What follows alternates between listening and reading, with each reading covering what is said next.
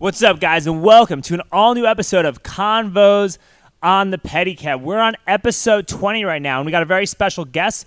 We got the co-owner of Coaltown Theater, Miss Tauri Laws-Phillips. Before we get started, we got to give a quick shout-out to our sponsor. This episode's brought to you by 10th Planet Austin, 10PATX. Get woke and improve your jiu-jitsu at the same time. You know, there's a lot of civil unrest going around, you know what I mean? Things are becoming a lot progressively more and more unsafe due to the economic turmoil, also due to some of our city council's questionable decision-making. So, you know, there's no better time than now to learn how to intelligently defend yourself. And Brazilian Jiu-Jitsu, it's a phenomenal martial art. They also have Muay Thai. They have MMA classes. It's right across the street from Onnit. You can get a phenomenal workout. They got great supplements, Alpha Brain being one of them. They're not sponsoring me yet. Hopefully they will. But anyway, yeah, this episode is brought to you by 10th Planet Austin. Get woke, improve your jiu-jitsu. We're on 35 and 71. It's a super awesome, super accepting gym. You're going to get very good, very quick, and it encourages you to really explore a lot of creative parts of your brain. That being said, we got Tauri. So, Tauri, thank you so much for coming on the show. Thank you for having me. I'm excited to be here. I'm excited to have you, too. So, Tauri's she's a part owner of Coaltown Theater. It's an improv theater place on 45th and what airport, right? Yes, that was our former location. That building is sold now. What? Yeah, so we just moved out, but the theater still exists, and we are sort of we're in a holding pattern, waiting until we know when we can safely open, so then we'll have a new building. So that's one of the things that's why I kind of wanted you here. Yeah. Because I feel like we're so divided right now due to corporate media, due to people being afraid of both the virus and also afraid of the possible authoritarianism that could come out of our fear to the virus. Yes. And, you know, I think now more than ever, we need to be around each other. We need to talk to one another. We need to communicate. And, you know, improv is one of the best ways to do that. Yeah. So, you know, one of the things I was sad about is the fact that Coaltown isn't open for live shows, and restaurants are open, bars are open, people are out going to large protests. So it just kind of made me sad that Coaltown wasn't opening, and I was wondering why, if you're not allowed to, or what's going on with that. So because we are a theater, we also weren't in the food service industry. So we can't say you can take your masks off for eating purposes. But you have food. We have chips, yes, but that doesn't make us a restaurant. And so we were not zoned as a restaurant. Okay.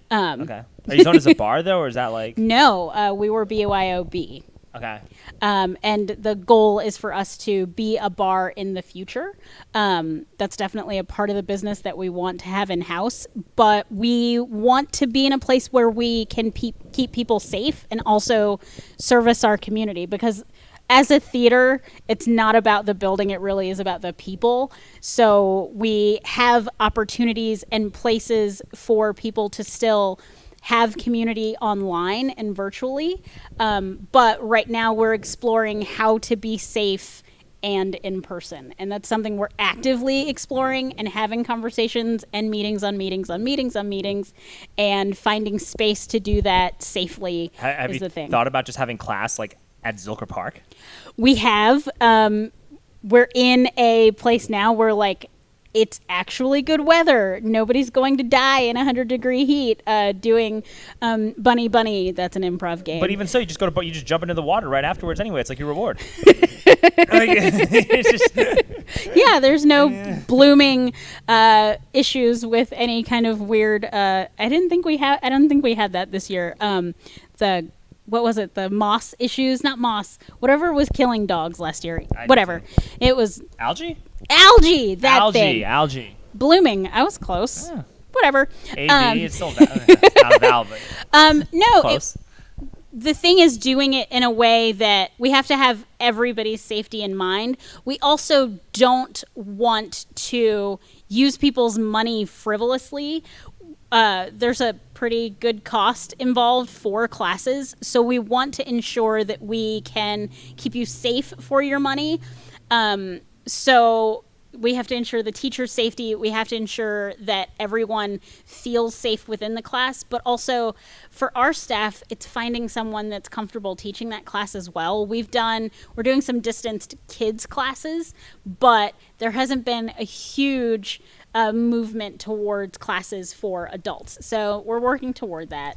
Yeah. It's coming. It's coming down the line. So Tauri, like, there's no single staff member at Cold Town that's down to, like, would be down to teach by Zilker Park in a distance environment while Yes. people are wearing masks. Like, yes, there is, but it's fine. It's really the nuances of that. So right now we're working through, and we've been doing surveys with our community and with staff, and really just genuinely having all of the conversations, because then it's what time of day makes sense, where are we parking, there's a lot that goes into or just start getting doing a class. Start doing pop-up shows. Because look, I guarantee you, like, if you just started doing pop-up shows at Zilker Park right now, or just by the Capitol or anywhere else, with like a little hat for money, especially since people know how much you've been struggling, you'll probably do pretty well. Those are coming. They're in the works. So that's happening, all right? Because that's what I think we Yeah, should. it's You in gotta do the those pop-up works. shows. You got to do something. And, like, It's in the works, and what we have people who are working on pop-up shows, like backyard shows, and what we're looking for is like a combination of troops and couples to perform that are quarantined together, and so they're never too close to the audience, and then the audience is distanced. I think the perfect example is what Dave Chappelle did at his house on his farm in Ohio this summer, where he was doing his distanced audiences and those sorts of things. I think that's a perfect case scenario. It's finding something that we can control all of the pieces of it and make it the safest for everyone. Because with somewhere like a public park, there's issues with what we control and what the city controls, and we want to be able to make sure that we can really ensure it, because there's the other side of it. You know, my corporate history is in PR, and the last thing we want is somebody saying, I'm feeling really bad, I think I got it at this Cold Town thing, and then suddenly Cold Town is attached as a But then if super people are spreader. so worried about this stuff, then it takes away, like, that's another problem too, is that people are so, like, in their feelings with everything, that when you're so worried about all that stuff, when you're so worried about, like, what people are going to think about you, and it dictates how you live your life to such an extent, you lose, like, that's how, like, art dies. Yeah. You know what I mean? So you got to, like, there's got to be, like, some kind of a balance when it comes to that. Absolutely. And that's honestly why we made space online. So we have a Twitch channel, and we got up podcasts. We'd love to have you on some of those podcasts. I'm down. Yeah, let me know. My improv skills aren't the best, but, you know. No, they're rusty, I'm sure. So rusty. Oh my god. Yeah. For those that don't know, I taught Alex. She was my improv. level 1. Like that's why I'm saying that's why I really had an affinity and a love for it, because I was getting ready for an MMA fight like 2 months beforehand or something like that. Right, first and only fight, undefeated. But you know, I was getting ready to fight, and I wanted to do something. I just wanted to do something different. You know, like I was like around dudes all the time, like training at the gym. And you know, when I was giving pedicab rides, like I wasn't having the healthiest relationship with like girls that I just wasn't having the healthiest relationships with females because of how I was meeting them and whatnot, right? So I figured, you know what, maybe you should go do something to take your mind off of the fight that you have to deal with, and also to maybe like have like healthier views on people. So I decided, hey man, let's go to Cold Town, let's give this a try, and let's be open and have fun doing this. And then, you know, it wound up being a lot of fun. Yeah, and it really is. I always tell people that improv is the best non-religious cult there is, because there's no, like, we don't have a central figure. It really is about everybody liking each other, and that it's just a really happy non-religious cult. It is. My criticisms, though. Oh, My criticisms, and it's not you, because I thought you were awesome, right? Yeah. And I thought all the teachers there were really good. Like you and Katie was there. It was part 2, and then Dave was part 3. These are like, you guys are amazing teachers. I'm talking about like some of the students. When it comes to like, you know, being open, it did feel like you were sort of in an echo chamber. Like everyone had to have the same thoughts, and everyone had to said the same things. And if you were to ever say anything like different, because I've said some like, I don't even think I say any out there stuff, but I like definitely say like, I definitely like will share how I feel about things and not be Yeah. like shy about like expressing disagreement with something or Yeah. being open to all possibilities. And I definitely felt when I interacted with like people in my class that there were like it was weird. You know what I Yeah. mean? Like things got weird with some of these interactions because of that. So that's my one criticism, is that it's very like echo chambery. And Yeah. Well, I think with the people that end up in improv, one thing that happens is if you are sort of outside of the middle of the road, and this happens within any group, right? So it's like if you are a bigger personality than other people, or a smaller personality than other people, you can either get run over or looked over. So I think you're just a little stronger personality, Alex. Well, I didn't feel like I got ran over or looked over. I don't think you, but I think what happens is people start to box you out if they're intimidated. Maybe, and I'm but not I never, saying like right, but I also never like to be fair. Like when I was doing the class, right, I was also getting ready to fight. Yeah. So I couldn't really hang out and like have drinks or do anything because I was getting ready for a fight. So I wasn't able to like hang out as much Yeah. socially, even though I really liked the people in our group. Alex, are we overlooking the fact that like you're big wacky personality sometime? But I didn't have it that much. I was pretty You were no, I'm not saying that you were off-putting at all, but I think for some of the people coming to improv, they're coming to work through their own insecurities around people, and then they get someone who is a big personality who doesn't read as having insecurities on the surface. And I'm not saying you don't, because you're human. Of course you do. Yeah. But when you come in and you know what your point of view is and you know what you think is funny and you are comfortable jumping headfirst into that, other people can get reserved, and it's easy for them to judge against what they're scared of being for themselves. That's really well said. That's actually like that's actually like such a well. I couldn't have said that better myself. That was really well said, because that makes a lot of sense. Yeah, and I think it's just the intimidation of seeing in someone else what you wish you had, and you get to know who you are. Like you're resolved in who you are. You know that you are baked on that front. You know who you are. You know what you're comfortable saying. You get to have and get to live in that, and some people simply don't. And a lot of from a teaching perspective, it's tempering those two things and getting the people who don't know, helping them find that, and then making space for that with people who do know. Because as the teacher, you're like, oh, Alex is coming, he's gonna do some wacky shit today, it's gonna be so much fun. And then you're like, oh wait, Alex, shh, other people have to figure themselves out. Okay, come back, Alex, come back. So it's a little bit of both. And I hope if you were in class with Alex and I told you I was giving you this, it's not that I think you don't know who you are. You just didn't show me you knew who you were. Well, it was the first day, right? It was like, and also when you're in like an environment like an MMA gym or a jiu-jitsu gym, like you're like there's already like improv already taking place. Yeah. In terms of like the locker room interactions or the interactions in the gym, because Yeah. like when you do like a super like strenuous and physically intense sport like that, you have to make a lot of jokes to deal with like how nervous you are. Because I was like when I had to get ready for my fight, like when you talk about like not showing insecurities, like I was shitting bricks. Yeah. Like I was terrified, and I was working out like constantly solely out of fear. Yeah. Well, and there's also, okay, I'm an athlete way back on the way back. You were like a track star, right? Yeah. You're Division 1, D1, right? Let's D1? not say star, shit. but it existed. I existed. I was not a star. But I think what happens is in that forum, everyone understands what's happening in that space, right? So like from the outside, people lifting weights and yelling and getting pumped up, you have to mentally prepare yourself to pick up weight that's stronger than you've ever picked up, because you understand the exertion that it takes. If you don't understand that from the outside, it's almost cartoonish. So you are going through multiple things that were very strenuous mentally. I always tell people, and I'll explain it this way, I always tell people like the tough thing is coming to the second improv class, because a lot of people make the first one and then they freak out at having to do it again. And there's always like the second class, I always look outside to see who I need to like help come out. I always did better, and I feel like I did better in the first. The first one was the one I did the best one in, though. Like no lie, like the first one I think I did way better in the first one than in the second or the third. Well, I think what happens is people, then you start to second guess what you know because you're learning how to train your brain in a different way. And you start to second guess yourself. So it takes, I think, 18 months to 2 years to really get good at improv because you have to metabolize everything that you've learned.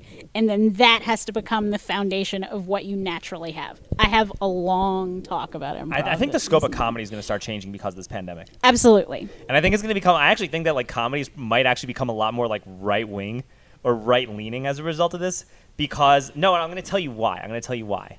Because generally speaking, it's like the people on the right are a lot more comfortable with going out and socializing in person and going to bars and being around each other and doing all that stuff versus people who are on the left. And generally speaking, comedy lately has been very liberal. It's been like, and it's almost like too liberal, right? Like, well, it's been very liberal. It's been very ethnic, right? So it's like, it's been very like, how many women can we get out there? How many gays and lesbians, LGBTQIAs can we get out there? How many, like, we need more black people. You're Jewish, black, Colombian, Persian, get in there. Like, and you got a mental illness. Dude, you got this. Yeah, get go. in there. Tell all of your stuff. Everybody get in there. Like, more voices. And as all of us are at home, what's going to start happening is, that makes sense, is then suddenly we're going to have like a resurgence of plaid shirts and trucker hats and dip. You're going to get a lot of like bro comedy that's going to come out, which is fine. Like, I think it's good. Like, that stuff is hilarious. It's just, you got to have a mixture. Place. Like, you got to have a mixture. Like, you can't be in an echo chamber and have like. Yeah. I think like the pendulum's got to swing, right? So, but I think the hope is what will happen is that it will continue to be influenced, right? So it's like, and we went through this in class. When we teach, we talk a lot about like where the pendulum is now. You can't say the jokes that we made 10 years ago. So. But when you're going to a comedy show in person now in a pandemic, you actually can say that, and probably more because of the type of audience that might be going to a live comedy show right now in the middle of a pandemic. Or my hope is that well, I mean, it's for some people the pendulum's going to swing all the way in the other direction. But I think what starts to happen is like people start to get smarter about the comedy they make. So it's not that those things aren't funny. It's just that they've already been done, right? So it's like maybe, hopefully, we get smarter. And yes, the pendulum swings in another direction, but hopefully the comics get smarter. So we force people to think a little more. Sure, but we also cannot be canceling people for saying like something that like quote unquote offends people, because there is a line in comedy like about what's funny and what's offensive, and if people are so worried about going over that line, comedy stops becoming funny. So there's got to be like, I think what you do is you challenge people to get better, but also like you got to be strong enough to deal with it, right? So it's like, I think how you make the joke has to get funnier. So I talk about like, I grew up with, we had family friends that were Vietnamese. Yeah. And, 10, 15 years ago, everybody had like a nail salon joke and they would do, their version of a Vietnamese accent. Well, it's like, that might have been funny once or twice, but it's like there's so many of those videos. It's not funny anymore. It's not funny. Yeah. So it's like if I am going to do a Vietnamese accent on stage, I hope it's a really good one because it's inspired by people that literally I look at as family. But also I want to make those like the strongest characters on stage. So I'm hopefully flipping the joke on its ear, as opposed to just making them the butt of the joke. So for me, it's like, I hope I'm getting smarter and I hope I'm bringing the audience with me. Yeah, you don't want to say the same joke over and over again. Yeah, but that, it's like, tired. Yeah, and it gets tired. And it's good that like the pendulum is probably flipping, because we've been hearing the same joke on SNL for the past 4 or 5. We've been hearing the same shit on SNL from the other standpoint. So it's like you got to flip that pendulum, and you got to make comedy has to be funny, because I know a lot of people that are not watching SNL anymore, and SNL used to be hilarious back in the day. Well, and I think what's got to happen is like, but if you go all the way to the right, they have to do better than just making fun of the left or going backward and making fun. Like, oh, are we gonna make fun of black people? Like, what you gonna make fun about? You gonna make fun of black women for being the most educated subsect of our like? No, you wouldn't do that. No, of course. I think mainly what you're probably gonna be doing is, I think it's probably gonna be like, there's probably gonna be a lot of conspiracy theory stuff that's gonna come into comedy now. Yeah. That's what I think is going to happen. Well, absolutely, that's perfect. Queuing on it up. You heard my rap songs? Yes. And look, I got a chance to open for you ever heard of like, do you know who Sam Tripoli is? No, but I will follow him after this. Sam Tripoli is a comedian who was on JRE, and he's had like shows Okay. on Comedy Central, and he's like friends with Theo Von and Vince. Like he's Okay. friends with a lot of like he's very well connected in the comedy scene in Los Perfect. Angeles.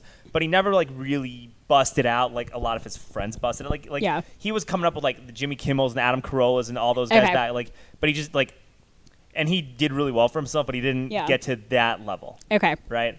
And then Eddie Bravo is the founder of 10th Planet Jiu-Jitsu. Yeah. You know, but they do like tinfoil hat comedy nights, right? And so I've played my songs, and I have other rap songs for you on the way back.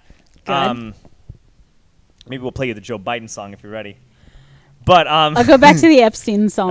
so anyway, I've gotten like the opportunity to open for them with those songs. Yeah. So like I've like hung out with like Sam Tripoli and Eddie Bravo and all that And stuff. I so love which your is, like, songs. yeah. I'm giggling because they're funny. They're funny, yeah. But I tried to do an open mic like last year, like a year and a half ago or something like that, right?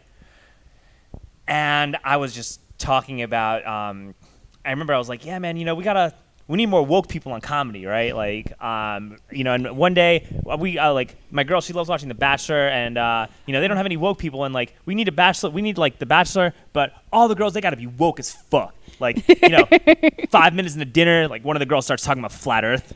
Yeah. And I tried to like, like I tried to say that like at a couple open mics, and it was just like crickets. Well, yeah, because Crickets, like nobody. Yeah, people didn't get it. But now they get it. Now they're gonna Yeah, get it. so it's now's gonna the cha- time. Yeah, so Yeah. now I might want to start doing some open mics. A couple of might years change it up a ago, little. I did a show with Erica Lees and Katie Stone, and they wrote a show based on kind of QAnon and the Proud Boys and the whole right wing called The Meninist, and they were the male Meninists as opposed to feminists. And I played all of the founders of. I played. Yeah, it was interesting, but I think some of the jokes people didn't get because they didn't do 3 months of quarantine where you get like next level woke and you're Yeah. like, oh, dude, you're like Yeah. fucking rabid woke, like you Yeah. know. Whereas we spent like 3 months in the wet red pill forums and, you know, got thoroughly depressed while writing this got show. depressed? And freaked out. It could happen. I was heavily affected by that. Listening to I started listening to like Alex Jones when I was like in college. No, like okay, I started listening like in 2008, right? Like 2008, Yeah. 2009 I started listening to Alex Jones. And he was different. Like that like have you seen like Alex Jones' older videos? No. So he back in the day, Alex Jones used to be like super critical of like George Bush. Yeah. And he like I didn't even think of him as like a right wing person. Like I started listening because I hated George Bush. Yeah. And then he was talking about 9/11, and I saw Endgame, and you know I saw like the Zeitgeist movies. Yeah. Did you ever see the Zeitgeist movie? Yes. Yeah. So I saw the Zeitgeist movie, and then I went down like these. I started going down like all the rabbit holes, right? And I saw the Obama deception right before Obama got elected. But watching these movies actually kind of like put a lot of things in perspective for me. Mm-hmm. So when I was in college, when I was younger, I used to feel kind of insecure about the fact that like you know I had like multiple learning disabilities. It was hard for me to stay focused and stuff. So you want to talk about certain insecurities I have? Let's share them, right? Like so I've had like multiple learning disabilities. It's been very difficult for me to like focus on things for prolonged periods of time. I've never had like a 9-to-5 job in my life. This is the longest. Like driving this pedicab is the only job I've ever been good at. It's the longest job I've ever had, right? And the only job I've ever really been able to consistently make a living on, right? And I used to be really insecure about that, right? And then I like started listening to Alex Jones, and I'm just like, dude,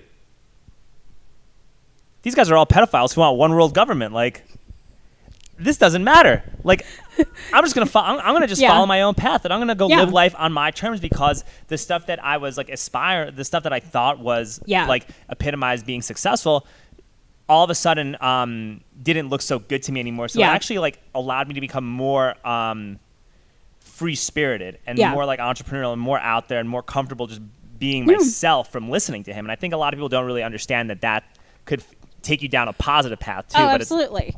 Well, and I think what I learned and recognized from doing that show was that with the standards we have of success in this country, we're losing so many people by holding them up to these standards. And I think about, I recently saw an article that this is the first time we've had an education system that is for everyone.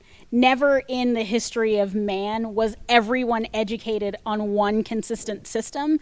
And I think some of the things that we're finding in our society now are representative of trying to do that, right? Like, yes, it's the right thing to do to educate everyone, but by trying to do it homogeneously has forced everyone into the same ideal set and taken a lot. I mean, we're sitting in a shop right now where we're not teaching. A lot of schools don't have a shop and don't teach people real world useful things that are super like productive and really lucrative careers. Yeah, and they don't teach financial literacy. And I was No.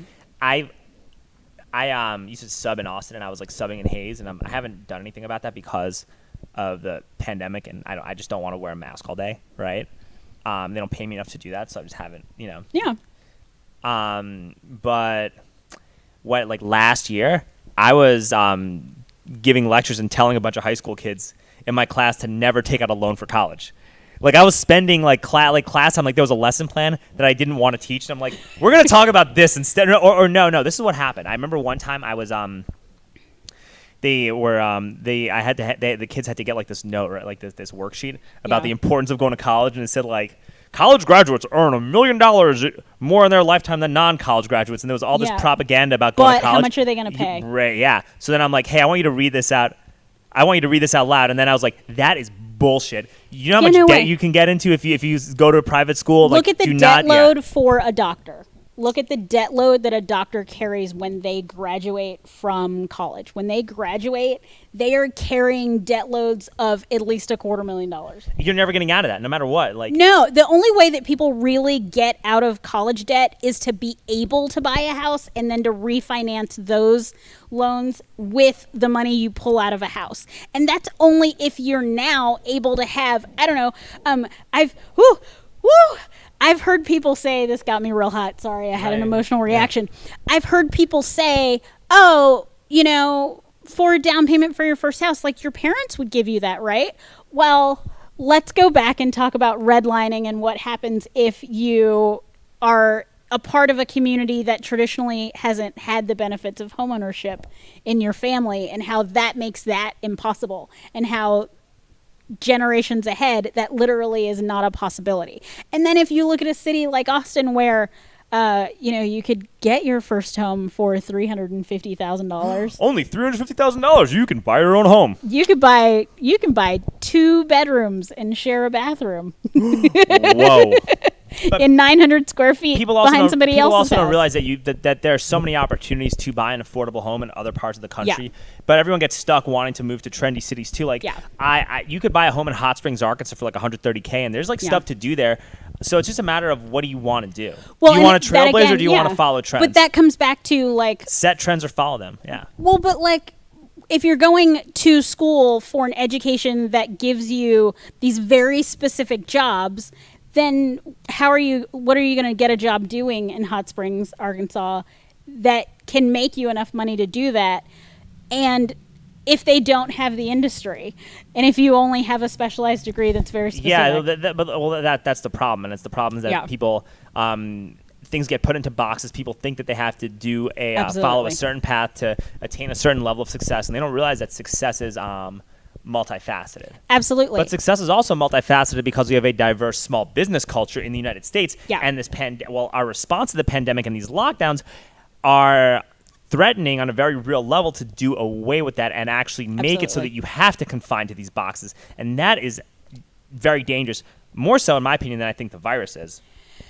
I think both are incredibly dangerous. I think maybe for me because I'm young, right? And maybe I'm looking at it from my standpoint. Well, I think the healthy can look at things differently, but I think that from a small business perspective, another thing, I have 1 million jobs, y'all, in in addition to Cold Town, I also am a small business mentor for a business accelerator, a CPG accelerator, that's consumer products and goods accelerator here in Austin called SKU. So I work with small businesses to help them get to that next level, help them. I do pitch coaching to help them get investors. And then I have a marketing background, so I help them with how are they going to market their products and get them into more hands. When the pandemic hit, they were all quickly having a lot of issues. Our first issues were getting stock in. All of them had the opportunity, most of them. I want to say out of the 8, it was like 5 or 6 were already doing good business online. But if you suddenly can't get your product in from out of the country, we had stock issues, then large retailers were like, not sending anybody their checks for a minute. And then we were like, oh, there's an SBA program and we can get small business loans. No, they were small, but not big enough, or small, but not had a close relationship with their banker, or small, but not had enough full-time employees, which a full-time employee is really hard to come by. Even if you have a product that is making $500,000 a year, you might not need 5 employees. 5 full-time employees? No way. In Austin, this is a gig economy. You should smartly run your business with a bunch of contractors. So you're not able to get any money. Now you can't pay for your future product. Now you can't pay to push the product you have.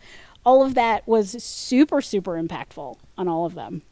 So you weren't able to get loans if you had, I mean, that's kind of like the chickens coming home to roost with how people treated their workers, though, right? Like, if you treat your workers like contractors and not like employees, then it's like. But like. Although we're treated like contractors with Pedicab as a Pedicab, and I don't want to be treated as an employee. I like how I'm treated because of how I do. So it really depends on where you're at. It kind of it's 6 in one hand, half a dozen in the other. So if you're a small business and you. I'll take myself as an example. You make lipstick and okay, it's time for our 3rd employee. We've got a CEO and we've got an assistant. Now we want to hire a marketing person. Oh, we want to get somebody who knows a lot. Well, that high level marketing person, I'm going to talk in first person because I've totally been that person. Yeah. That high level marketing person may have run a team of 4 to 6 people at a big corporation before, and they've done it all. They've put product into all of the big box stores. They would love to hit the ground running. Well, they hit the ground running, but they haven't actually been the executor on things for a long time. So are you going to bring in somebody making 6 figures when your company's only making $500,000 a year? And really that $500,000, in order to make it to $1 million or multiple million, you need to be investing as much of that into your company to move it forward?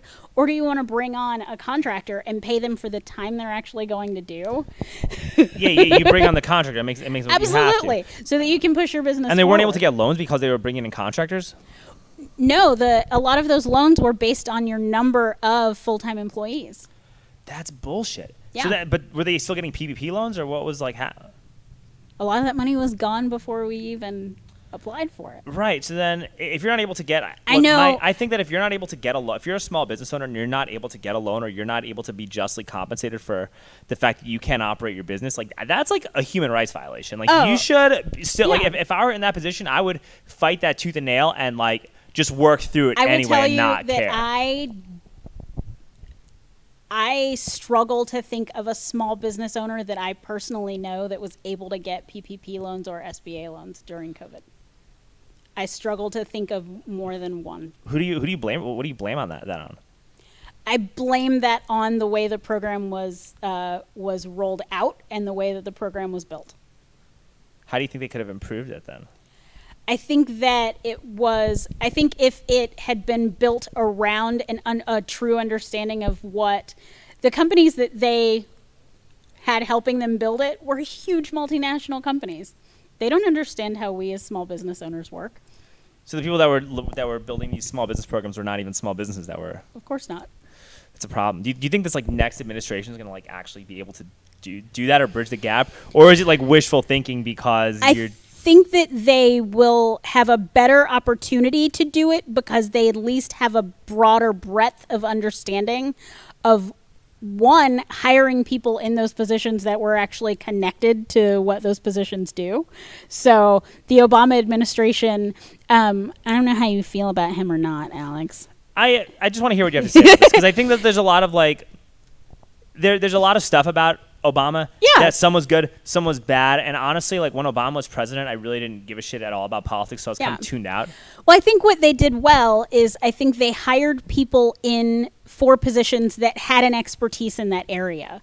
So as opposed to hiring somebody from outside, which I understand the logic behind bringing in a very smart person to look at a department and say, oh, this person has a lot of knowledge, they're very strategically smart, they can clean up, and I understand that was probably to dry up the swamp, quote unquote, and I understand the logic behind that. However, it's not possible to understand the nuances of particular industries and business if you're from fully outside of that business, and then if a large number of those jobs are left open, who's able to speak on behalf of those industries. So when you bring in somebody to HUD that's never worked in housing and urban development, Ben Carson, it doesn't make sense. Yeah, it's very difficult to advocate for the people that need those services if you simply, well, also a Secretary of Education never had a job, much less worked in a school. It's like, yes, some of this decision making was not. I worked so hard when I just said what I said to not get emotional. No. Because it burns me, and I try really, really hard to find some legitimacy in the logic. So I tried, y'all. But I agree completely. It's complete and utter bullshit that you would bring somebody into housing and urban development that is real smart but doesn't know anything about houses. Yeah. It's like, would you have a skydiving instructor who never jumped? Would you trust a skydiving instructor who never jumped out of a plane before it? Yeah. No. So I think that's why I have hope, is that there is there's just basic common sense involved. Yeah. And a fear of God. So you said George Bush. Can I tell you what I think about George Bush? Sure. I have this real deep, not that deep, theory on George Bush, is that when I look at him, when I really think deeply about him, I grew up in a churchy family, y'all. There's 700 ministers in my family. I could preach a Sunday service if I had to. And I think there were a lot of things wrong with that administration. Duh. I was never a fan, but I do deeply think that he was driven by a fear of God and by thinking that he was doing right by God. Yeah, I'm sorry. Shut up. I do think that existed for him. Oh my God. Whereas, you should tell that to all those people in Iraq. You should. But this is where the problem with zeroing in on religion and only seeing it from your point of view is how do you then account for their view of God and really being driven. So I'm not saying that I think he made the right decisions. I'm saying I think he was. Look, when you lie to get us into a war. When you lied to get us into a war that got millions of people to become addicted to drugs and millions of people to die, and you got us into a conflict that might last over 100 years, you're gonna need all the help from God that you can get. Absolutely, I'm not saying he's getting a free ride to heaven, and I would not that I want to die anywhere near George Bush, but I do. I would love to be a fly on the wall when he gets to the pearly gates and St. Peter opens up the book and is like, ooh, you. Okay, let's go through your shit and let's go through all the reasons that you need to account for. I think he'll be heavily held accountable. Yes. Yeah, at the end of the day, you want, good for everyone for the most part, right? That's the only way you can have a good soul is to, you can't want horrible things to happen to people. Yeah. For eternally. That's toxic on you. Absolutely. You don't even want to do that, right? Yeah. There's no because what about what happens to you when you die, right? It all exactly. comes back. Yeah. So you don't even want that in your heart. But George Bush is pretty fucking horrible. Like that guy yeah. was, and then Dick Cheney, like that guy was scary.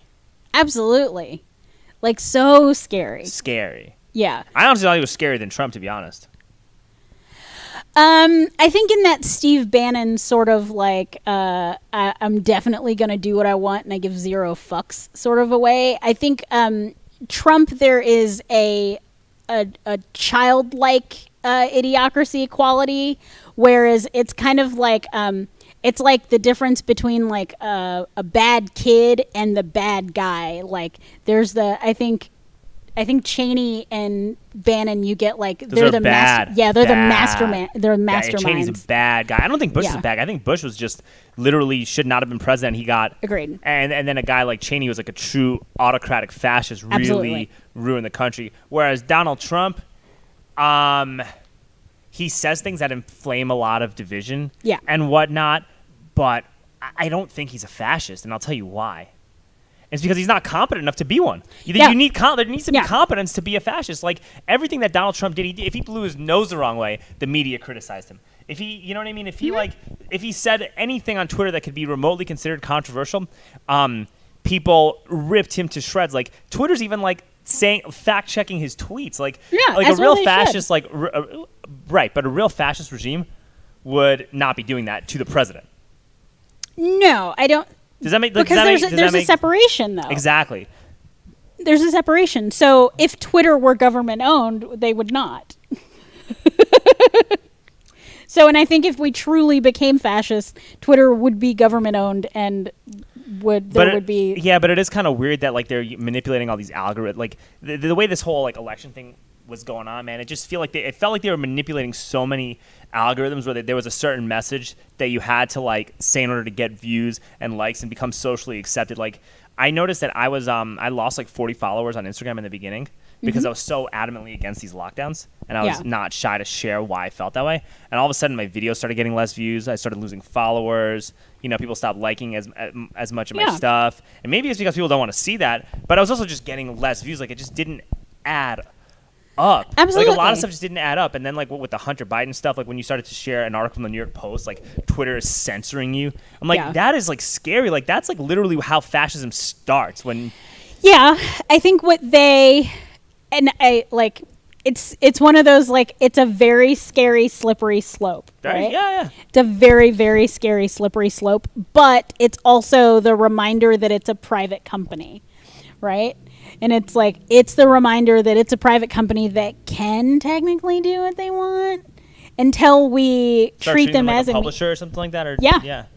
And you know what, though? This is also Trump's fault because Trump had 4 years to address this with his administration, and he did nothing. Yeah.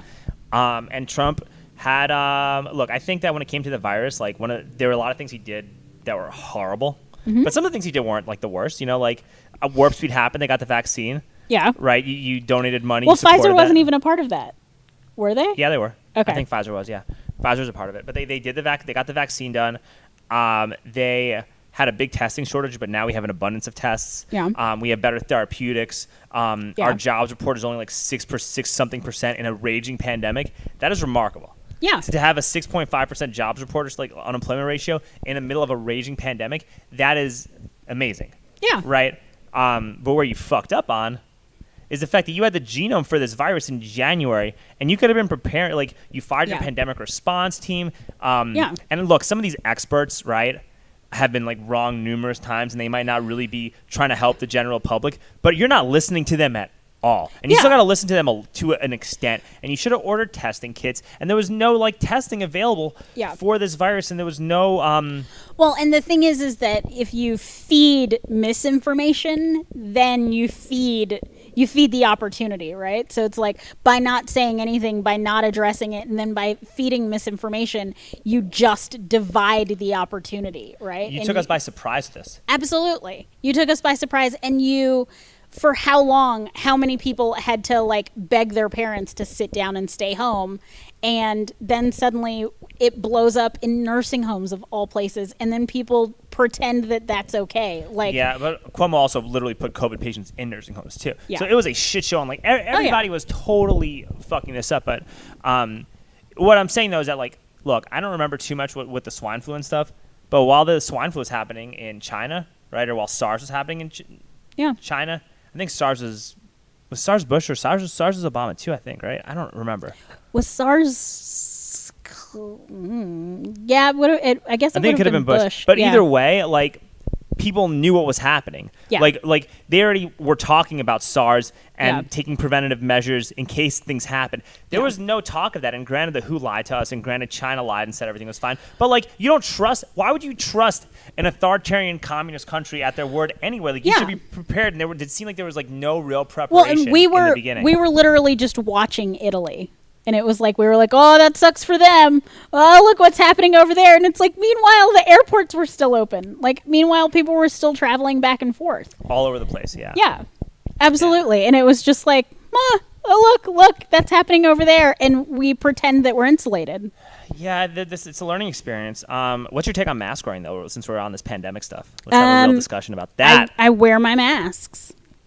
Yeah, I think it's been very politicized. I have high-risk children, so I do not play. Both my kids were preemies. I've resuscitated both of my children. I caught my son with the flu and oxygen levels below 90 and resuscitated him at 3 months old. I'm not really interested in doing that again. Like, I would love to not spend any time in a hospital this year. So, to me, we just don't know enough. Like, yes, the flu sucks, but if I had the flu last year. I had the flu in November for 9 days. Like, I don't remember Thanksgiving very well because I was real, like, crazy. Yeah. But, like, if you told me that I could get the flu that would damage my lungs for years to come and that maybe I would have mental health issues attached to it and that we really didn't know what the ongoing effects of that would be because it could change me on a cellular level, I would not be okay with 2% of the population getting the flu. Like, I'd be like, no. And I wouldn't want my kids to get that either because, like, I've had pneumonia and then like had the effects of pneumonia for a year afterward, and it's not worth it. Yeah. But, like, I also, like, just to counteract that, I know a lot of people that have gotten COVID and they've just been fine. Like, nothing's happened. Like, they got the sniffles or they were, like, asymptomatic or whatever it is. You know, absolutely. Like, I had a buddy of mine who's a firefighter in New York, and he's like, yeah, I had COVID. I didn't know I had it, but I had the antibodies said I had it. So, I mean, a lot of people are going to get T cells and are going to wind up being okay from this. Yeah. But if you, like, at the same token, if you during flu season, they shut down hospitals. Like, you can't go into the NICU during flu season because it's really hard on the people there. They're going to limit the number of people that come in and out of a nursing home during flu season. Not a senior community, but a nursing home, because we don't want grandma to get sick that way. Like, that sucks for her. It's much harder on her body. That's why we give old people and small children and high-risk communities the flu vaccine. I know. Sorry, vaxxers. Don't at me. Well, I don't take a flu shot. But why would you? You're super healthy. Yeah, I don't need to. Yeah. Yeah, you don't need to. But I want my mom and I want my kids to. Like, my kids took the flu shot, didn't get the flu last year. I got the flu, and thank God they didn't get it because I would have spent more time in Dell. My kids have been in all of the 460 rooms. It's the 440s or the 460 rooms because we've spent, because we've done that round with them. My kids, like, I don't want them there, so they get flu shots. Did I take it? No, I'm the jerk that always gets, like, a fever for 2 days when I get the flu shot. It effing sucks. Yeah. So I'm the one but I'm also the one that, like, I'm going to live through the flu. My kids might not. So to me, that's the way I have to look at it. So I wear my mask at Target. Absolutely. Of course. Yeah. So here's my thing, right? I think that, like, prolonged mask wearing can have a lot of really harmful health effects, both physically and mentally. But I also think, well, it's a barrier to communication for one, and we're talking about the importance of play, and we're already super divided. When there's a big covering over your face, you are. I wonder how single people flirt. You can't. Well, that's what I'm saying. Like, if I were single, like, no lie, if I were single, I would have a giant, like, Donald Trump shirt on my Bumble profile, because this way at least I know the girls who are going to meet up with me are going to be doing no social distancing or mask wearing whatsoever, Tari. So I'm just saying, like, if God forbid I were to be single, Yeah. I'd be going to like every single right-wing Trump rally I could find, because you don't have to worry about any of that shit whatsoever. So that's like, I mean, it's the truth. Yeah, like, I only have dirty jokes in my mind. no, it's fine. No, listen, I was like, you ever like, those women's marches, right? Yeah. So I was like pedicab in the women's marches, and I'm just like, this sounds fucking horrible, but like, like there's always the side of like the Trump people, like the Trumpers, right? And like, yo, all those Trump chicks were fucking babes. Like, no fucking lie, it was fucking crazy. Like, they were all smoke shows. Like, it's insane. So it's just like, hey, if you're gonna be single, just Why were they smoke shows? they just looked very attractive. They were very physically proportioned. They were proportionally very appealing, Tari. It was just that. It wasn't like the lipstick and they did their hair and they didn't. I'm sure have that helped, armpit but hair. they were proportionally very appealing. I'm just giving you an honest. So boobs and butt boobs and butt. and butt. Don't forget the butt. I don't know what you like. I've seen pictures. Dude, I got of a your Latin girlfriend. I mean, That's a generalization. if it's the truth. In her It is case. the truth. But anyway, what the hell were we talking about? We were talking about mask wearing. We're talking about mask wearing, Tari. So when it comes to this stuff, right? Like, it can be a barrier to communication. Like, how do single people flirt? Yeah. You might, if this keeps going for too long of a period of time, it literally can make it harder and harder for people to actually have face-to-face communications, and we already have enough problems with that. People going on 4chan, like with this meninist stuff that you were saying, right? Like, we already have enough problems with this stuff, so you don't want to exacerbate that. And also, like, if you wear that mask too often, like, you're breathing in your own CO2. Like, I used to be a personal trainer. Like, you were an athlete. Like, I have friends that work in the fitness industry. Mm-hmm. And, like, when you wear that mask all day, that is not good for you. And Dr. Fauci did a whole paper on, like, the complications and the deaths from SARS. Yeah. And he said that the majority of, like, deaths and severe hospitalizations occurred from bacterial pneumonia. Yeah. So there is a health there's some health stuff. That being said, you don't want to be a Karen mask wearer that's like, mask wearing is tyranny. You don't want to be that person that refuses to go to Walmart with a mask, or doesn't want to go to a buffet with a mask, or doesn't go into a bar to sit next to their waitstaff when you don't know what they're dealing with, or like if they even want to be at work. I try to put my mask on when I order food, even though I don't even have to when I'm at my table. Yeah. But I'm never wearing a mask. If I'm outside, I will never wear a mask while I'm outside under any set of circumstances. Yeah, we distance play with kids in the neighborhood, and I'll wear a mask around people that are new and that sort of thing. It's not comfortable outside, but I've also been fine. Like, I've worn my mask while I was biking, or worn it while I was running, and the trails were a little more people. It's fine. Yeah, I guess it's teach their own, but I wouldn't do it. Yeah, I don't think it's that much of a health thing. I think that there's a time and a place to wear it, where when you're like, in a grocery store, I got no problems wearing it in a grocery store. We're in a raging pandemic. You don't want the hospitals to get overwhelmed. Does it really slow the spread? It's probably not that effective, but it's effective enough to maybe help a little bit. And why not do your part to help a little bit when you can? Should the government be like super authoritarian enforcing mask wearing and stuff like that? I don't think so, but I think that there should be guidelines for when you wear it and when you don't, and we need to do a better job communicating when to wear the mask. Absolutely. And I think my thing is though, like, I would much rather everybody wore their mask for 2 weeks or a month, and we like get to jump some of the like spikes, right? So I'm like, maybe, but Alex is like, if you start, you'll keep doing it. Maybe, but also, the way this virus kind of seems to flow is that it has these sharp spikes, and then immediately it has sharp downturns. Yeah. Like when we had our big spike in the summer, we didn't like really shut down. And people wore masks and whatever, but a lot of people were not wearing masks downtown. People were going to restaurants, people were doing whatever. And all of a sudden, like, our cases just dropped by 80, active cases dropped by 80%, just by how things naturally were. And now, things are coming back again, but that's because college kids are back in school. We are having some football games. I think that, like, probably by March, it'll probably be back to normal. What happens, though, in the summer, I think what happens is the numbers spike and people freak out and do a little less. Like, I think there's an event. So I think, you get Memorial Day or the 4th of July. Everybody's like, they're so tired. They all go out, and then they hear of somebody getting sick. They see the news, and then they sit their butts down. I also think all of Austin drove to Colorado this summer, so I think they just I think Didn't everybody even bother. yeah I don't didn't know. deal with it. I don't know. But I think this also brings up the economy, right? Mm-hmm. And there should not, under any sense, I don't think we should shut down. That would destroy us, right? I think another shutdown would really be like just from the fact that you have to print a whole bunch of currency up, and it'll just and with what you said about the small businesses and the loans, like you can't really trust people to like understand what small businesses go through. And the last thing you want to do, if you really, when people really care about income inequality, is to create more corporatism. And if you want people like expressing their individuality and you really want true tolerance, the only way that you can have true tolerance and acceptance is by having an abundance of small businesses. Because if you don't feel like you belong or you're comfortable in one area, you have choices to go somewhere else where you do feel accepted. Yeah. Whereas if you destroy that, you become a lot more boxed in. And if you are an outsider, you really feel even worse, and there's no escaping it.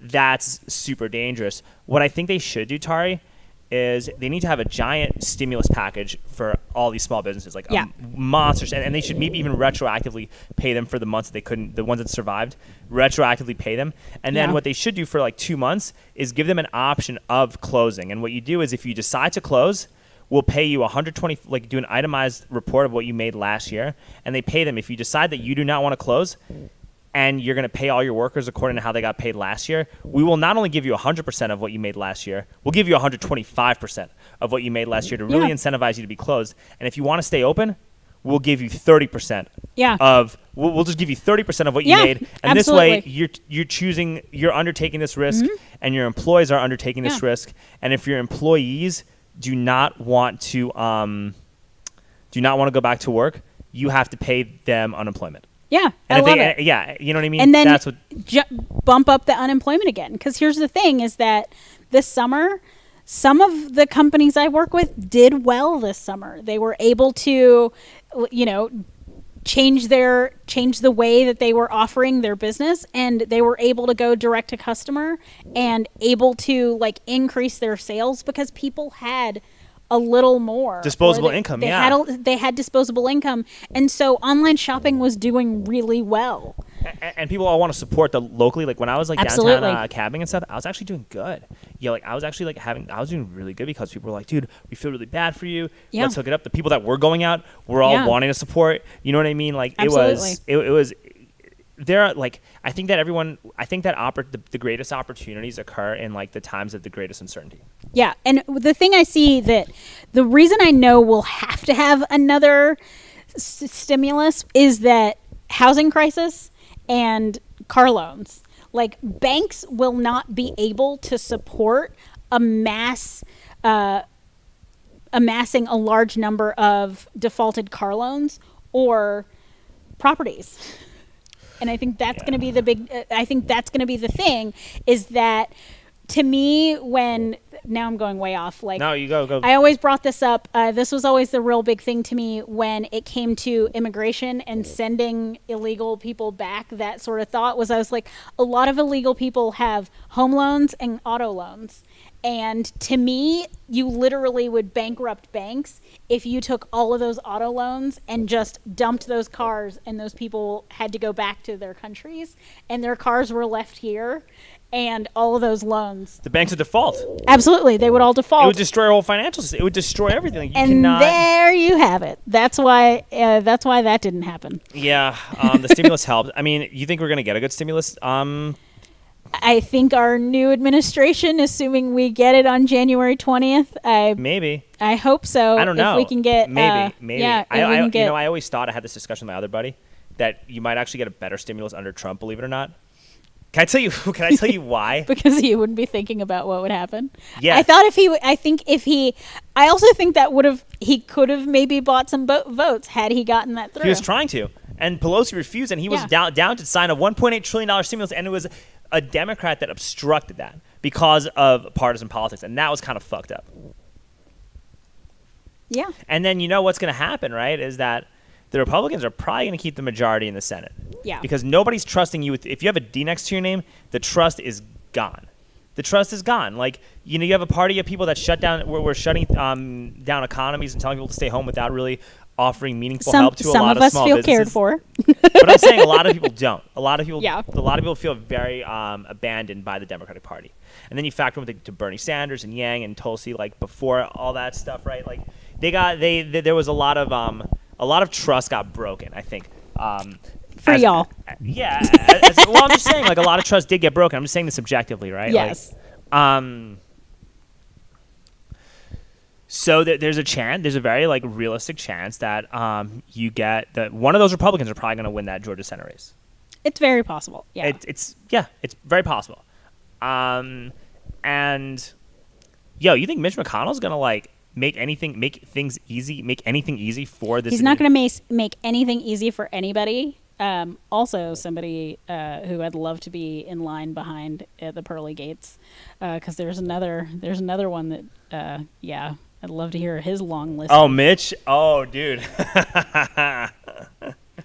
I'm not gonna cuss because what if my mother's watching? Right. Yeah, no, I don't think he's going to make it easy for anybody, but I also wonder how much influence and power he'll have outside of Trump. So I think a lot. I hope that the pendulum swings into a place where we have more checks and balances instead of just straight obstruction. Yeah, we need checks and balances. Yeah, but that's another reason why you don't want it to be all D. Agreed. Yeah, because without that, you don't have checks and balances. And you look at our city council, and everyone's got the same thought process, and it's like talking into an echo chamber, and you don't have dissenting voices, and that's dangerous. When you don't have dissenting voices, you don't empathize with. There's an entire constituency of the population that you stop empathizing with, and that's how you get like right-wing zealotry. Is when people don't feel like they're being listened to. Like that's literally how Trumpism became such a thing. Absolutely. That's why all of the Trumpers are like, no.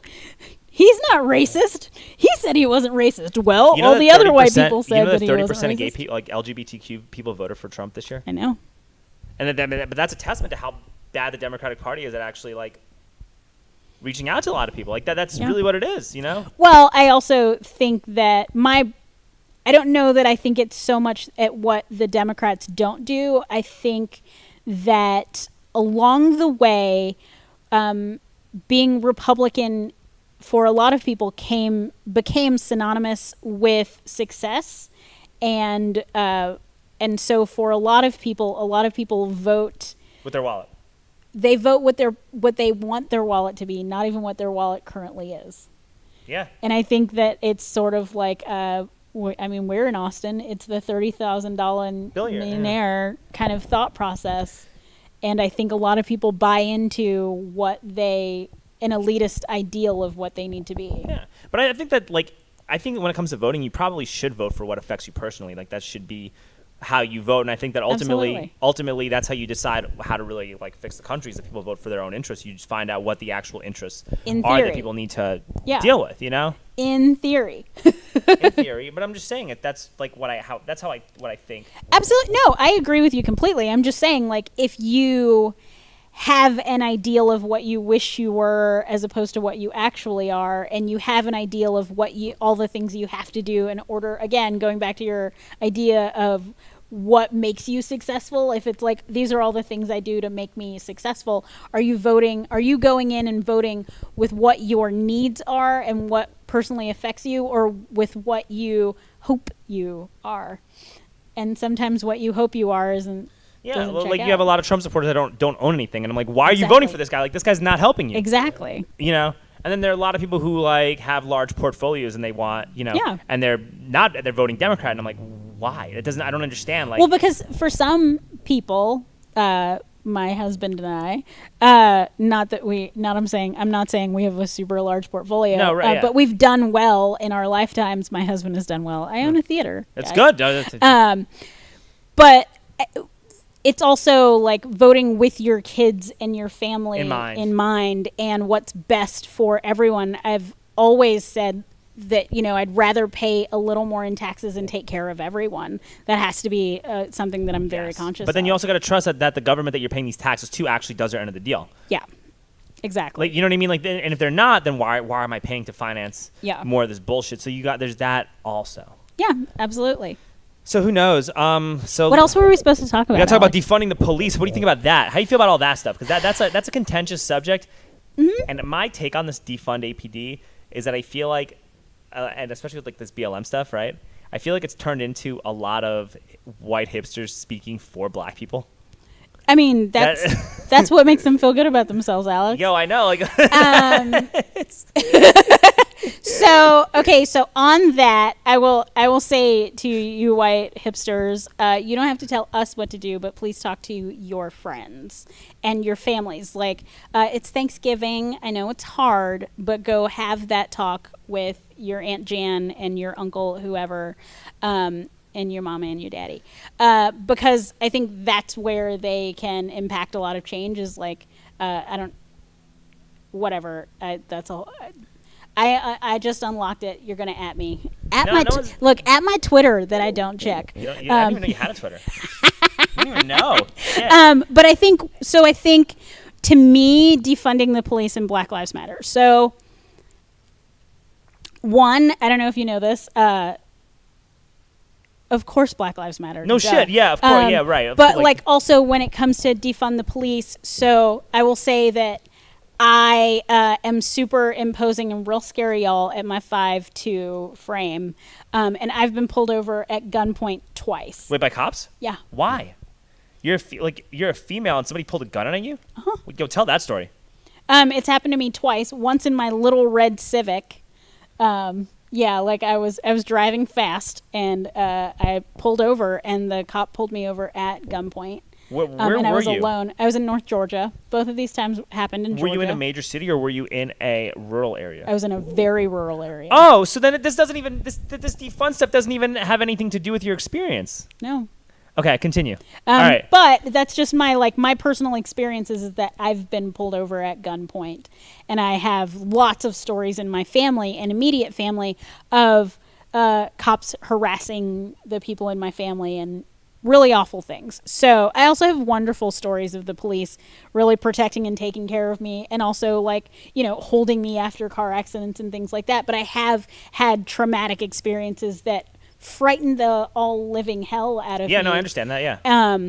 And so I am very specific about that. I also have family members with mental health issues that we have worried about the cops with them and that fear of how would a police officer respond to someone and that fear of them being hurt. Well, they're also so poorly trained. And then the city's cutting programs for training. That's going to make them worse at that, though. Yeah. And they're cutting. So to me, defund the police. Sounds good in theory, but they're doing it wrong. That's what I think. Well, I love the idea of increasing the programs, increasing the training, increasing the number of people you get when you dial 911. This is a mental health issue. Well, then a mental health practitioner will be come. Yes, there. yes. That is fantastic. Fantastic. Because I also, if you've never been trained and you have guns, I have a whole lot to say with that too, is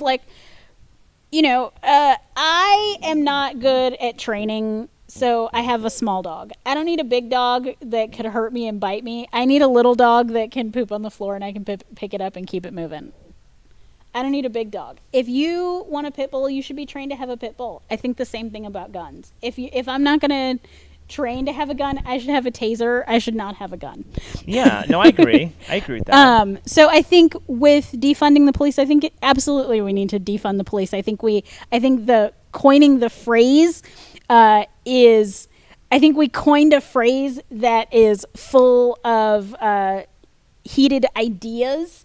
I think, do we need to re-budget money to better care for our society? Yes, and I think that's how we need to look at it. But they phrase it in such a divisive way. Absolutely. And then also people are like a lot of people that are so adamant about this, live in these very sheltered areas that they don't they don't understand that when you defund these departments, you're gonna just see more crime in East Austin versus in Westlake Hills. You know what I mean? So you got to understand that.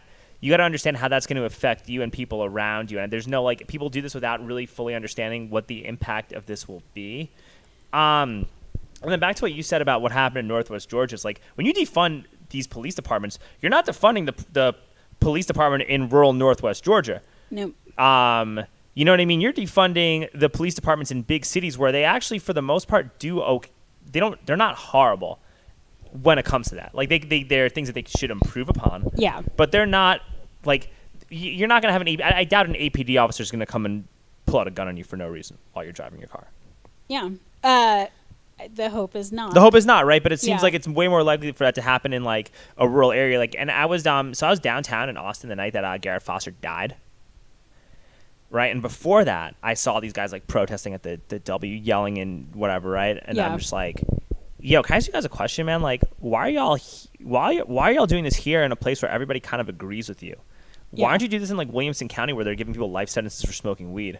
Or Yeah. why don't you go to Blanco where they're using the cops as private security to build a pipeline through the hill Yeah. country? Why don't you go there? Like, that's where you're actually needed. You're not needed here, man. Like, this isn't Yeah. like people are already on board with you. Go somewhere where they're actually where Yeah. the police actually are abusing their authority. Yeah. And then they were cool. Nobody got angry at me, but it definitely didn't like we definitely Yeah. had like there was some contentious like there was a pretty contentious like argument, and some lady was like, well, that's coming from a point of privilege. Are you going to be able to take us there and XYZ? And I'm like, I got a truck. Like, if anybody y'all want to do this, you Yeah. can take my phone number. I'll drive one of you if you want to do that. Like, Yeah. I'm fine with that. That's totally cool. Just let me know. Got no phone call, of course. Right? But it's Yeah. it just seemed odd. It's like you're doing this in areas that Well, I you shouldn't think be doing it. people do it downtown because they want notoriety and they attention. want Yeah, attention. they want yeah.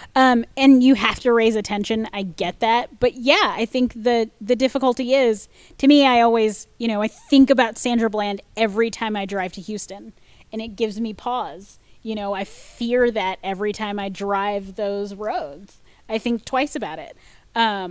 Because I've been pulled over at gunpoint more than any of my friends, Yeah, I've never experienced that.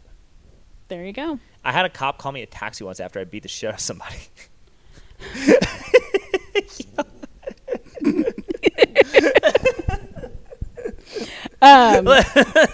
Yeah. Yeah. I mean, like I said, I've had great experiences, and I've also had experiences that I'm like, WTF. But I never pull off first after I get a ticket. I'm always like, oh no, you can go. Yeah. No, not a chance. I put my hands out my window and wait for a police officer to come to me. It's part of why I drive a nicer car, because I'm like, I get pulled over a heck of a lot less in a nicer car than I did when I had a not as nice car. Yeah, I had this El Camino. Nobody ever messes with me with the El Camino at all. And I have one functioning taillight. Oh. Yeah. Can we get you another taillight? I got there's a wiring thing, but if Okay. there's some stuff I need to work on with my car. But anyway, I mean, do you think these BLM protesters are helping, or are they hurting you? Like, what do you think is really happening based on like what the aftermath of all that stuff has been? I appreciate it. Okay. Because I think pressure has to be applied. I think that we have to let people know that we're not going to stop talking. I think that, to me, I always think about how long the civil rights. I think how long it took to actually gain civil rights. Well, it took like 100 years. Well, but I mean, just like in the 60s, like how long did Martin Luther King go until he died? How long did... A long time. Absolutely. It took years. And so to me, it's like we have to have those marches. People have to be forced out of their comfort zone, even if their comfort zone, like being forced out of it, is just this 4 minutes of coverage on ABC News Nightly with David Muir. He's real cute. Hey, David. I think if that's the extent of America's discomfort, is to watch that for 4 minutes. Sure, but it's not been like that this time. It's been like, I mean, look, I think that what you're saying makes sense, and there's a lot of inequality that's like needs to be addressed immediately. Mm-hmm. And you saw that based on the fact that people literally looked like they were reaching a breaking point. And Absolutely. that is scary when you have an entire group of people that feel disenfranchised with the United States. Yeah. You got to fix that, or else there's not going to be an America. Absolutely. I think a lot of this is a wealth issue. I think wealth is the biggest issue in this scenario is wealth. But that being said, Tauri, you got to like the way in which nobody should feel the way you're feeling. Like you shouldn't have been pulled over at gunpoint. And I know I have a lot of like black friends that have like a couple of horror stories when it comes to that stuff. Like that shit is not good, right? But then when you're like when you're in this pandemic and people are telling you, hey, stay home, don't go out and don't do anything, and then those same people are out protesting and gathering in large groups in a pandemic, and that's not spreading a virus, and now I can't go back to work or operate my small business because of it, it could definitely undermine a lot of what people are doing. And you know what I mean? And then also, I was down there and I saw somebody's car get lit on fire. That's awful. You know what I mean? I'm not saying that is okay. What I'm saying is also, like, for me, I have to recognize that as a black woman in America, I have my own privileges. One of my privileges is that I grew up in a 2-parent household. Like, that is in itself a privilege, that I got to grow up with my dad in my life, and my parents were married while I was a kid. That in itself is a privilege. I'm privileged that my grandparents are a part of my life, and I was loved so much, despite, like, my grandmother was on the west side of Baltimore and was a teacher at Harriet Tubman Elementary School. And, you can't get blacker and more ghetto than that. Yeah. But we don't, as a family, know what it is to be so disenfranchised and so hurt by society's ills. Sorry, this is making me teary. No, you do, yeah. We're so privileged and so loved that we don't know what it is to be so disenfranchised that that level of violence feels like the only way to metabolize those feelings. So of course I don't understand what that is, because I've been too privileged and too loved and given too much in my life to understand that. So, but I also know that, like, I can't judge that response. Not saying that it's good or bad, and I don't think that that's, like, in no way am I advocating that, but I'm saying that I've been so mad I've broken a glass or a plate, right? For no reason, yeah. Like, well, no, like, I was mad. But the plate didn't do anything to you. No, the plate didn't do anything to me. It was my husband, damn it. Sorry, Johnny. But I've been so mad I've broken something, right? Yeah. And it's like, everybody knows what that is, or most people have an idea. But most people cannot attach to the feeling how destitute you have to be in order to set somebody's stuff on fire. Now, in the same token, I have to say, in the same breath, I also don't know how and again, I went to a D1 school, Clemson Tigers, Tigers. I've never been so happy or mad that they won or lost a game that I've had the same reaction.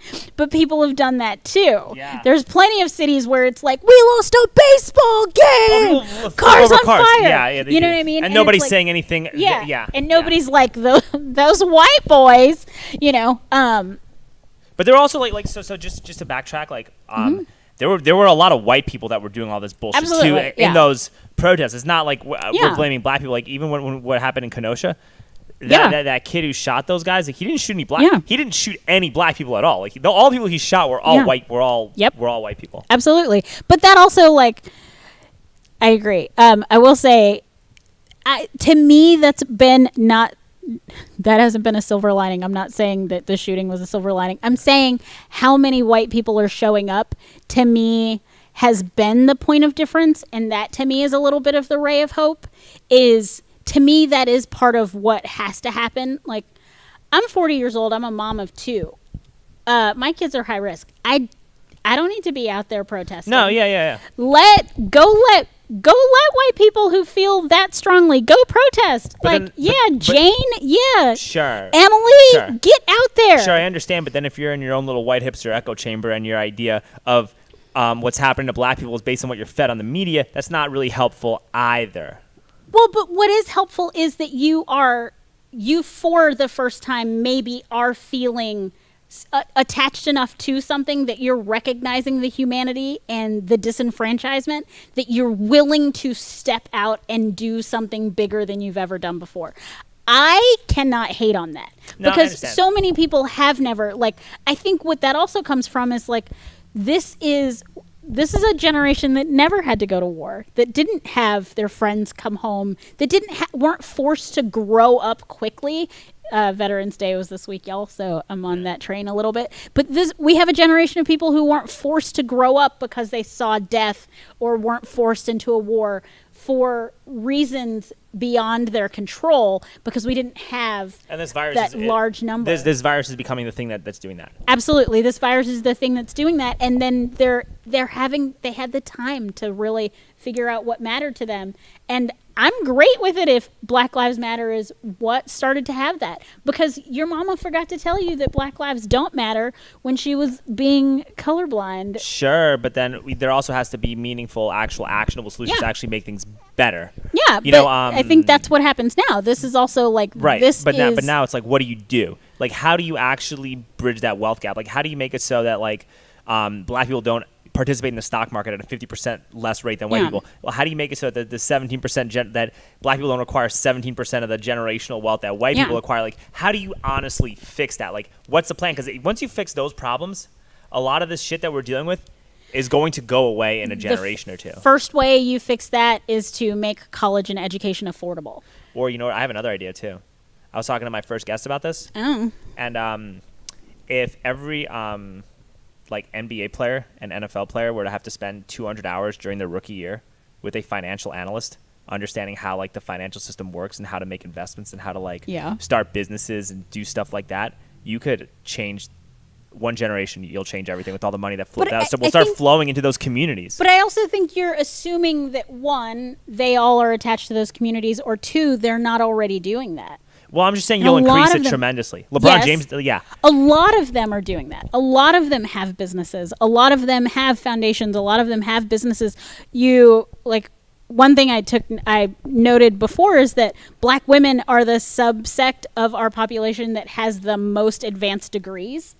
Don't you feel real fresh knowing that? I think it's great. But with that awesome. comes an incredible amount of debt. And so that's the difficulty. I think what Black people have proven is that we are industrious. We will make things. We will do the work. What we need now is the access to be able to reinvest in those communities, and that we don't have flight outside of our communities, and that we're able to stay in our communities when we gain some wealth. Right. But then you also got to be careful about how you defund certain police departments. Yeah. Because if police are lowering their response time and not going into certain areas because they're understaffed, and they become more and more dangerous, you're going to get more flight literally outside of those communities. So how do you balance? Like, you got to be like what they're doing right now. Then they'll get cheaper, and white people will just come by it. Exactly. So there's all this defund stuff might not even be about help. It might just be you might just be weaponizing somebody's struggles. Yeah. Just so Very your developer possibly. buddies can make a profit like that. It just seems like a lot of that seems like it's the most neoliberal thing in the world, and people aren't wising up to it. That's my 2 cents, Tauri. I can see that. My 2 cents. I can see your 2 cents. Yeah. I raise you a nickel. Oh shit. Anyway, listen, we've probably been talking for over an hour, right? I know. So we're gonna wrap up. Tauri, thank you so much for coming. I really appreciate this. This is super fun. We talked for a really long time, super Alex. productive. We talked for like an hour and a half or something. All right. Woo! You might be my second longest guest, I believe. Or my longest. Who knows? You're up there. But Tauri, thank you so much. I appreciate this. Thank you for having me. Come to Cold Town Theater. Start opening up. Have those pop-up classes. Come on. Like, I want to support. I want to come. Soon. We got to do it. We got to make it happen. We need to connect with each other. Yes, I promise. That's essential. Connection is essential. Yes. Hit us up at coldtowntheater.com. Thanks. All right, how can we get in touch with you? Like, give us your social media, all that. I am Tauri Star on Instagram. That's the easiest way. And Coldtown at Coldtown Theater. We do corporate classes. That's how we are kind of doing the bread and butter and keeping alive these days. So we do everything virtually. We do lots of trainings. I'm doing real fun diversity trainings these days. So if your boss is not good with the diversity, I will come let him know and train everybody. My boss loves everybody. We love everybody. Good. How about we have you love everybody equally? We do. Yeah, we do. Okay, not you. Then all the people out there in podcast land. We're trying. We're doing it again. In podcast land. Yes. Well, but thanks. I really appreciate it. Thank you, Tauri. Thank you.